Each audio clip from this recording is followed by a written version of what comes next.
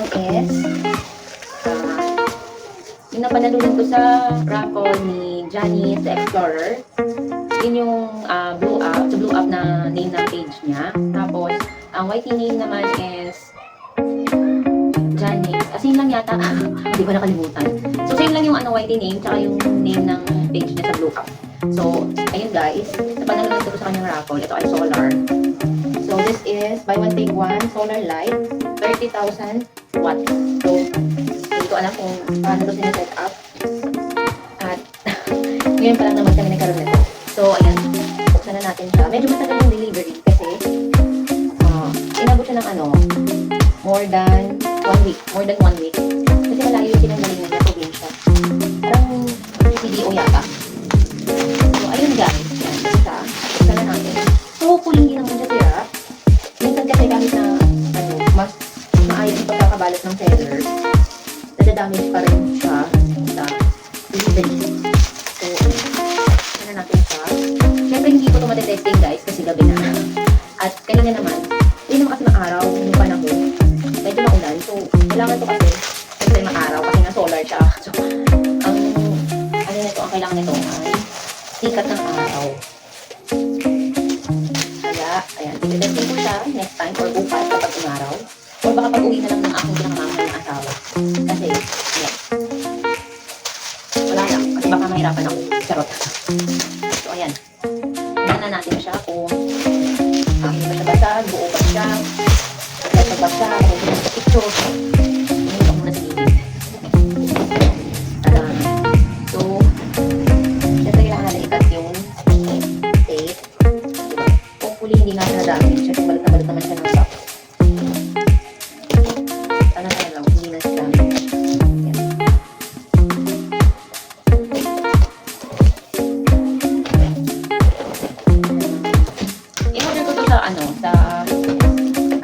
Sa showcase niya sa Black App. Tada! Ay, ito guys. So, ay, ano ba ito? Dito ko siya sa bag. So, ito guys. Makakainis. Ito, yan. Tada! Yan. So, dalawa yan guys. Dalawa. Tada! Siyempre, dahil first time namin gagamit ng ganito, kailangan natin basahin ang instructions or ang manual kung saan ito gagana. Useful to guys, lalo na kapag syempre nag-brown out or emergency purposes. So, kaya, ayan, maganda na kayong ganito sa bahay. So, ayan, sorry na sa email guys, medyo maiisa na paligid namin. So, let's open the first one. Ito muna sa gilid. First one. Ito siya. Hindi ko alam paano. Ay! Baliktad! Baliktad pala yung pagbukas ko nakataos tuloy siya. So, hindi ko lang yan. Ganyan. Ito yung kailangan na aarawan. Ito yung ilaw. O, diba? Sabi ko na maliit.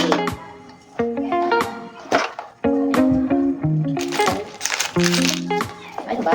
Tama ba ako ng paano ba to? So ngayon, ano gagawin? Time switch, intelligent light control, wireless remote control. So ito, meron siyang remote, this one. Tapos, ayan. Nandito yung mga tornilyo. So, hindi ko na alam gawin. So, yung asawa ko nang bahala. At meron siyang libreng AAA na battery, dalawa. Para dito, sa remote.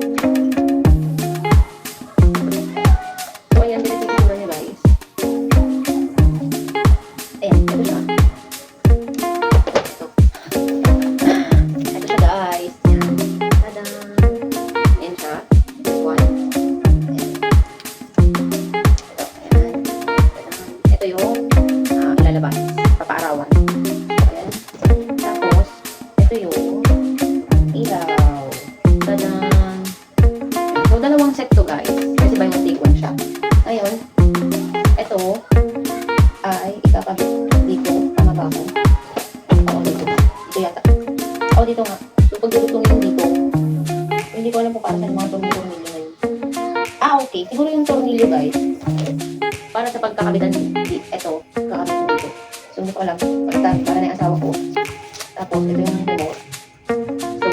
rin siya alam. Kala ng asawa ko. So, feeling ko, kompleto naman itong unang nasa box na isa. Ayan, siya. Private street lamp without electricity. Parang ito yung nakikita ko dito sa may ano namin, sa may labas namin. So, makakatipid ka naman sa ganito. Kapag solar nga naman yung gamit mo, lalo sa mga street lights. Siyempre, hindi ka naman ng electricity. So, yung makakatipid ka ng consumo.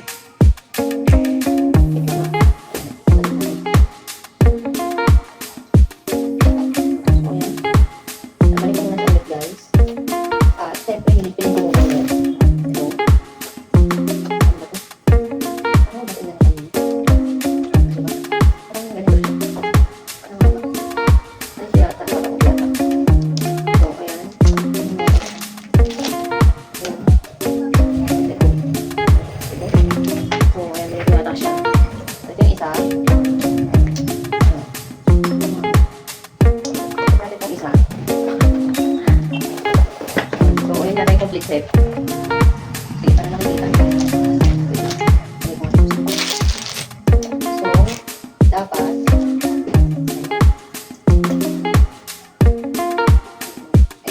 dito pala sa gilid mo.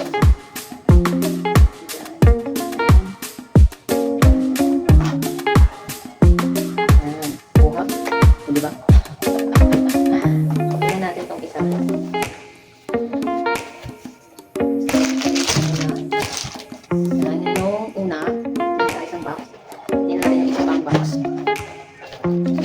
Alam ko naman na kailangan ganito.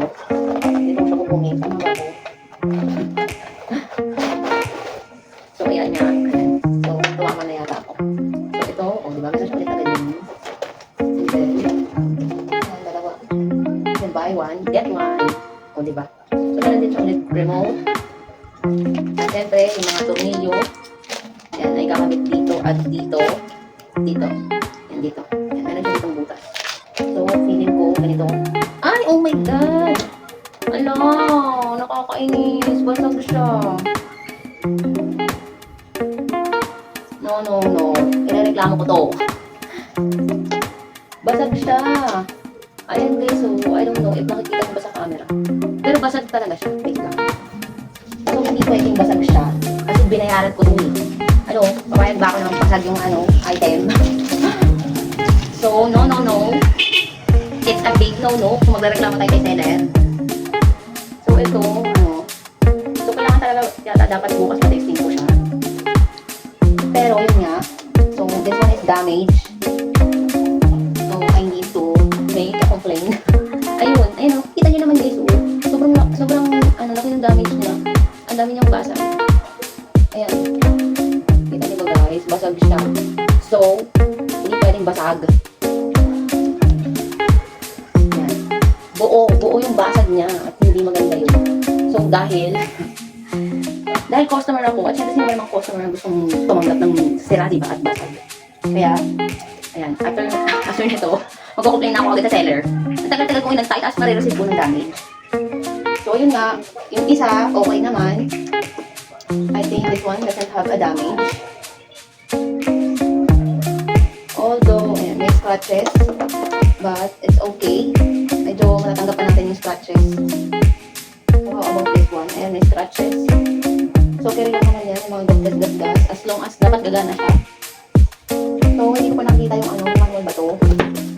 Wow, wala. Wala siyang manual. So, I think babit ito. May ganito lang siya or maghanap ako pag-aaralan kung paano ba ito gagana ako. Baka simple lang to na ito ulit tatakot sa araw. So, anyway guys, this one is damaged. So, irereklamo natin ko kay seller. Kasi bayad na to eh. So, kailangan kong malaman if papalitan ba niya or irerepan niya yung binayad ko. Kakainis siya. Sira yung pinadala siya. Basta damage to. So, ayun lang guys. Medyo, ayun, nalungkot ako kasi damage yung isang na-receive ko. Kaya naman. Yun yung yun yung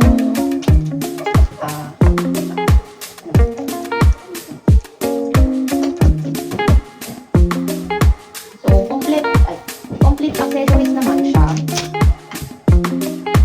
Pareho silang may remote, may dalawang remote, tigil lang, tapos dalawa din yung ganito, ito, at yung ganito, dalawa din. Kaso nga lang yung problema, yung